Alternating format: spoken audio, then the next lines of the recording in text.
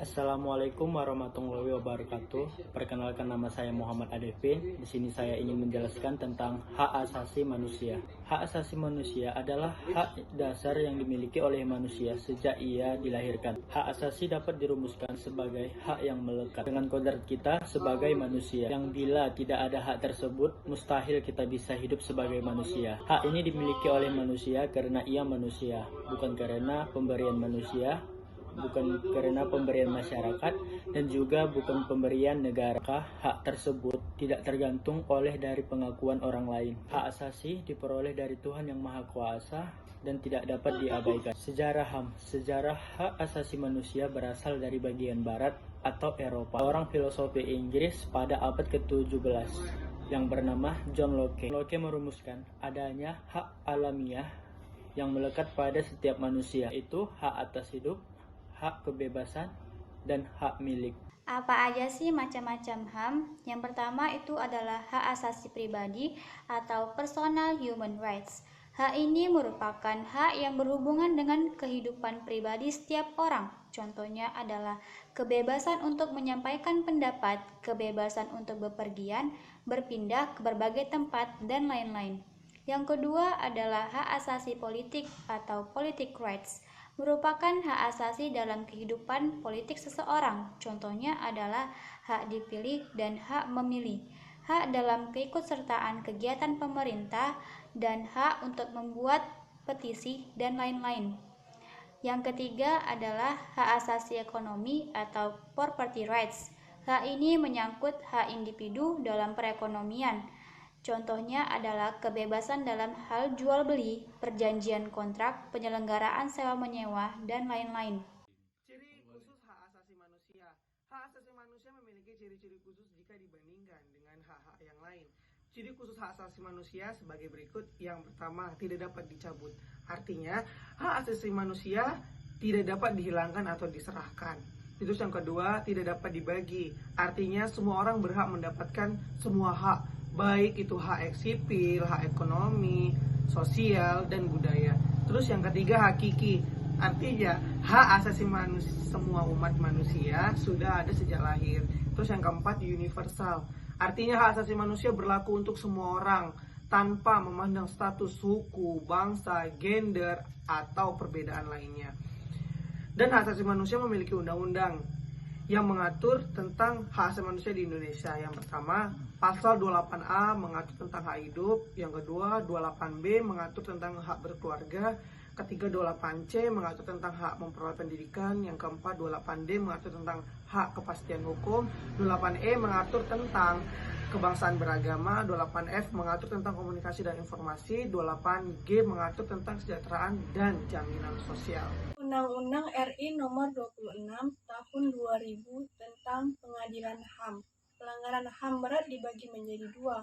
Yang pertama, kejahatan genosida, yaitu perbuatan yang dilakukan dengan maksud menghancurkan dan memusnahkan seluruh atau sebagian kelompok, bangsa, ras, etnik, dan kelompok agama. Kejahatan kemanusiaan, yaitu perbuatan yang dilakukan sebagai bagian dari serangan yang meluas atau sistematik.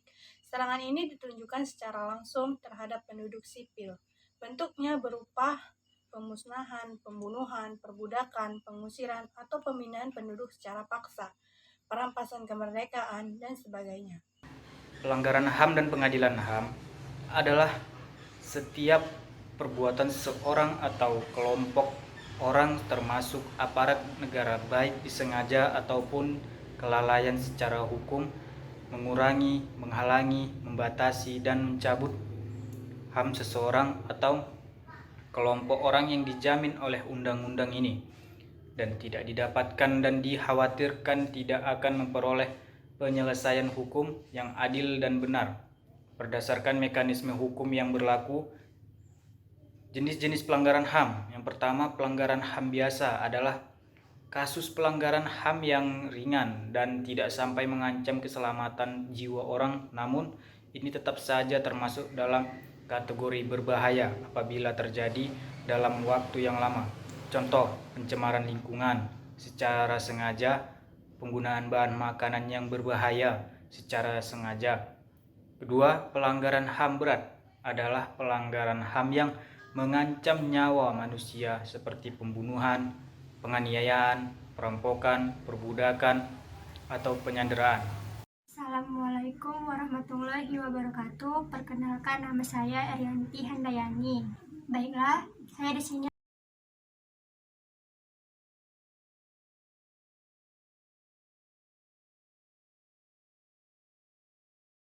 sama antara pemerintah, penegakan HAM, dan kita sebagai masyarakat. Adapun beberapa peran kita sebagai masyarakat dalam penegakan HAM. Yang pertama itu taat pada aturan yang berlaku. Sebagai seorang individu anggota masyarakat, kita harus itu adalah taat pada aturan yang berlaku.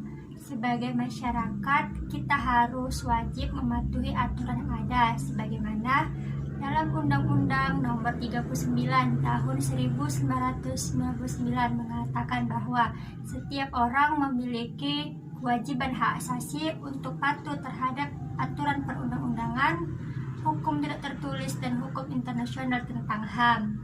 2. Menjunjung tinggi toleransi. Mayoritas masyarakat di Indonesia terdiri atas beragam suku, agama, ras, gender, dan lain sebagainya. Adanya perbedaan dapat menimbulkan pertikaian yang sama saja dengan pelanggaran HAM. Oleh karena itu, alangkah baiknya kita lebih memandang satu kesatuan kita sebagai masyarakat Indonesia. Lanjut, yang ketiga yaitu mengawasi pemerintah dalam penegakan HAM. Mungkin kita mengetahui adanya pelanggaran HAM, contoh si korban lebih memilih untuk diam dan tidak melaporkan kejadian tersebut, dan kita pun ikut diam. Dengan diamnya si korban atau kita itu dapat membuat penegakan HAM menjadi macet atau tidak optimal. Alangkah baiknya kita membantu pemerintah dan korban untuk melaporkan kasus tersebut ke penegakan HAM.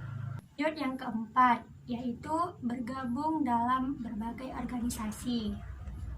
Banyak memiliki instansi atau lembaga swadaya yang berkaitan dengan penegakan HAM. Misalnya saja Komisi Perlindungan HAM. Lanjut, yang keempat itu bergabung dalam organisasi. Ini banyak memiliki instansi atau lembaga swadaya masyarakat yang berkaitan dengan penegakan HAM. Misalnya saja Komisi Nasional HAM, Pengadilan HAM, Lembaga Bantuan Hukum, Komisi Perlindungan Anak, dan lain sebagainya. Semua lembaga ini tentunya membutuhkan penggerak penegakan HAM. Semua lembaga ini tentunya memerlukan tenaga penggerak dari masyarakat untuk penegakan HAM. Dan yang terakhir itu ada memberi masukan kepada pemerintah. Salah satu fungsi masyarakat adalah sebagai agen kontrol sosial. Segala tindakan yang pemerintah lakukan dalam menggerakkan penegakan HAM pastinya memiliki berbagai kekurangan di dalam berbagai hal. Maka dari itu, sebagai tugas kita yaitu untuk menemukan celah-celah tersebut sambil merumuskan solusi terhadap permasalahan tersebut dan melaporkannya kepada pemerintah. Oke, di sini saya akan membahas tentang HAM. HAM adalah hak asasi manusia yang melekat pada setiap warga Indonesia mulai dia dari lahir sampai dia meninggal dunia dan tidak bisa dicabut oleh siapapun. Nah, di sini saya juga akan membahas tentang solusi penegakan HAM. Yang pertama yaitu dibentuknya lembaga HAM, yang kedua dibentuknya Komnas HAM, yang ketiga diberikan efek jerah kepada siapapun yang melanggar HAM, yang keempat mesti digalakkan lagi tentang Komnas yang bertugas untuk menangani tentang HAM, yang keempat itu di bidang manapun, di desa atau di sekolah atau di perkuliahan itu mesti diterapkan tentang HAM supaya tidak melakukan banyak pelanggaran lagi. Karena kita tahu juga bahwasanya di Indonesia ini banyak sekali orang-orang atau warga Indonesia yang melanggar HAM dan tanpa ditindak dengan sesuai yang berlaku di Indonesia dengan hukum yang berlaku. Makanya pemerintah mesti menggalakkan lagi peraturan tentang HAM dan diberikan efek yang sederah-derahnya supaya pelanggaran HAM ini tidak terjadi lagi.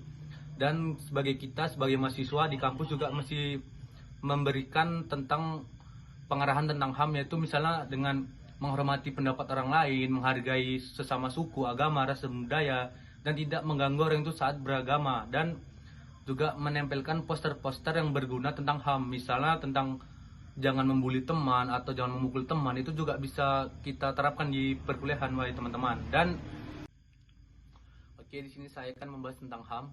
HAM adalah hak asasi manusia yang melekat pada setiap warga Indonesia, mulai dia dari lahir sampai dia meninggal dunia, dan tidak bisa dicabut oleh siapapun. Nah, di sini saya juga akan membahas tentang solusi penegakan HAM.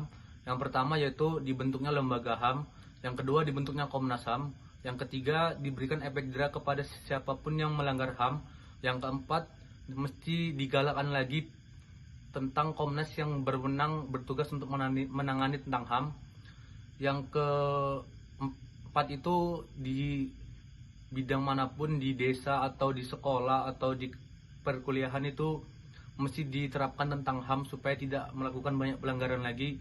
Karena kita tahu juga bahwasanya di Indonesia ini banyak sekali orang-orang atau warga Indonesia yang melanggar HAM dan tanpa ditindak dengan sesuai yang berlaku di Indonesia, dengan hukum yang berlaku.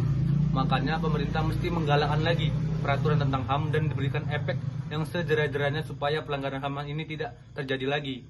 Dan sebagai kita, sebagai mahasiswa di kampus juga mesti memberikan tentang pengarahan tentang HAM, yaitu misalnya dengan menghormati pendapat orang lain, menghargai sesama suku, agama, ras, dan budaya, dan tidak mengganggu orang itu saat beragama, dan juga menempelkan poster-poster yang berguna tentang HAM, misalnya tentang jangan membuli teman atau jangan memukul teman. Itu juga bisa kita terapkan di perkuliahan, wahai teman-teman. Dan sebenarnya di Indonesia ini kalau menurut saya kasus penanganan HAM itu belum berjalan dengan baik. Memang udah ada undang-undang yang mengatur tentang HAM, tapi tidak sesuai berjalan dengan isinya gitu. Misalnya ada undang-undang pasal-pasal yang menjelaskan tentang HAM, tapi Komnas HAM atau pihak yang berwenang tadi tidak menjalankannya dengan baik. Maka harus digalakkan lagi oleh pemerintah tentang kasus penanganan HAM. Oke, sekian kesimpulan dari saya tentang solusi penegakan HAM. Sekian, terima kasih.